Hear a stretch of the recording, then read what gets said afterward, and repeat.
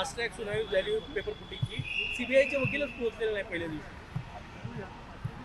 Paper फुटीमध्ये स्वतः केंद्रातलं सरकारच त्याला जबाबदार आहे.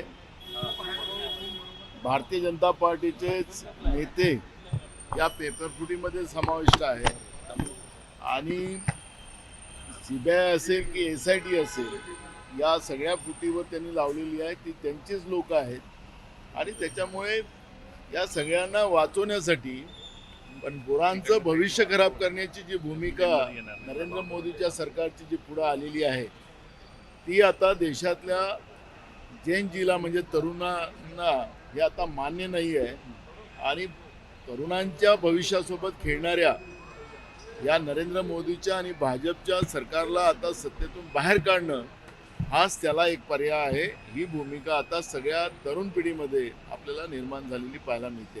MPSCच्या पेपर फुटी प्रकरणात शालेय शिक्षण मंत्री दादा भुसे यांचा पण राजीनामा मागितला. खरं तर फडणवीसांचाच राजीनामा मागितला पाहिजे. ज्या पद्धतीनं एक आश्वस्त भूमिका विधानसभेमध्ये फडणवीसांनी मांडलेली होती की महाराष्ट्रामध्ये या पद्धतीच्या पेपरफुटी होणार नाही, त्याची खबरदारी राज्य सरकार घेणार आणि म्हणून हे दादा भुसेचं एकट्याची जबाबदारी नाही, राज्याच्या फडणवीस सरकारचीही जबाबदारी आहे. MPSCच्या परीक्षेमध्ये ज्या पद्धतीनं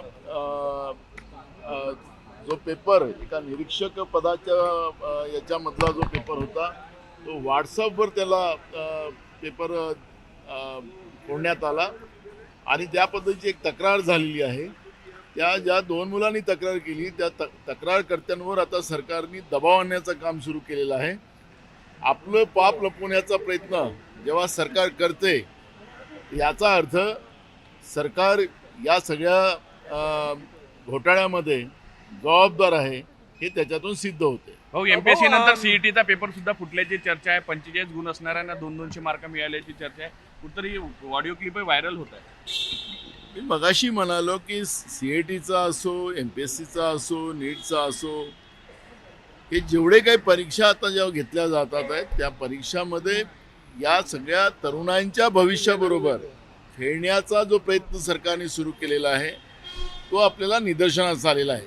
त्यामुळे जेवढ्या या परीक्षा ज्या भविष्याच्या दृष्टिकोनातून तरुणांच्या होतात आहेत त्यांना बर्बाद करणं, त्यांना उद्ध्वस्त करणं, जसं शेतकऱ्यांना त्यांच्या जीवनातून उद्ध्वस्त केलं तसं तरुणांना सुद्धा त्यांच्या जीवनातून उद्ध्वस्त करायचा आहे निर्णय, संकल्प भारतीय जनता पार्टी आणि नरेंद्र मोदी आणि भाजपच्या सगळ्या सरकारने केलेला आहे. शरद पवार NDA सोबत जाण्याच्या परत चर्चा सुरू झालेल्या आहेत.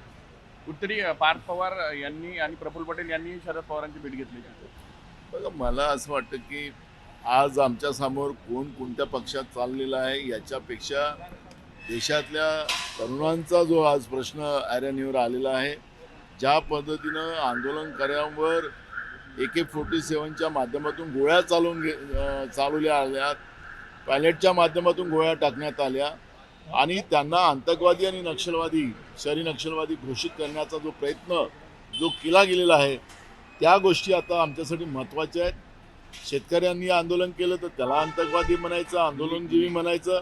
तसंच आता तरुणांना सुद्धा त्या पद्धतीनं आतंकवाद आणि नक्षलवादी म्हणण्याचा प्रयत्न जे सरकार करते ते आमच्यासाठी महत्त्वाचा प्रश्न आहे. दिल्लीत जे CJPचं आंदोलन झालं होतं त्यामध्ये गुन्हे सुद्धा दाखल झालेले आहे, ते मागे घेण्याची मागणी होत आहे. दुसरीकडे पोलिसांनी जी चौकशी केली त्यामध्ये 2800 पेक्षा जास्त जे आहे सराईत गुन्हेगार, गंभीर गुन्हे असणारे लोक समाविष्ट झाल्याची चर्चा आहे. त्यामुळे मागणी होत आहे की गुन्हे मागवावी आहे. पण या सगळ्यांचं काय?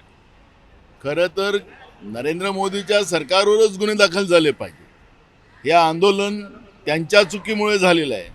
पोरांच्या भविष्याशी खेळण्याच्या परिणामामुळे देशभरातल्या तरुणांनी त्या ठिकाणी जंतर मंतरवर एकत्रित आले. त्यामध्ये चुकीचे कोणी लोक 2-4 घुसले असतील, ते मुलांचं जे स्टेटमेंट येत आहे तिथल्या ते RSSचे आणि भाजपचेच लोक होते, अशा पद्धतीचं सुद्धा त्या ठिकाणी चित्र पुढे येत आहे. त्यामुळे त्या आंदोलनाला काळीमा लावण्याचा एक प्रयत्न RSS आणि भाजपकडून झाला असा आरोप मोर्चेकरी जे आहेत ते त्या ठिकाणी सांगतात आहेत. शरद पवार NDA के साथ जाने की चर्चा फिर से शुरू हो गई है. कांग्रेस के नेता के नाते क्या कहेंगे? देखो, हमें आज वो इशू हमारे लिए महत्व का नहीं है कौन कौन से पार्टी में जा रहा है आ रहा है। आज हमारे देश के बच्चों के भविष्य के साथ नरेंद्र मोदी की सरकार जिस तरह से खिलवाड़ कर रही है, उनका भविष्य बर्बाद कर रही है और उनके ऊपर उनको आतंकवाद और नक्सलवादी ऐसा होने का आरोप लगाकर उनके ऊपर गुने दाखिल कर रही है।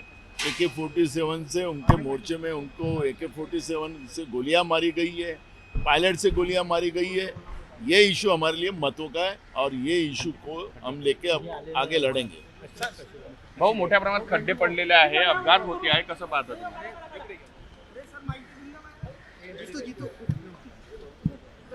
आज आपण पाहतोय की महाराष्ट्रामध्ये प्रत्येक भागामध्ये रस्ते विकासाच्या नावाने जे सरकारने जो भ्रष्टाचार केलेला आहे तो आता आपण पाहतोय गड्डेच गड्ड्यांचा महाराष्ट्र झालेला आहे।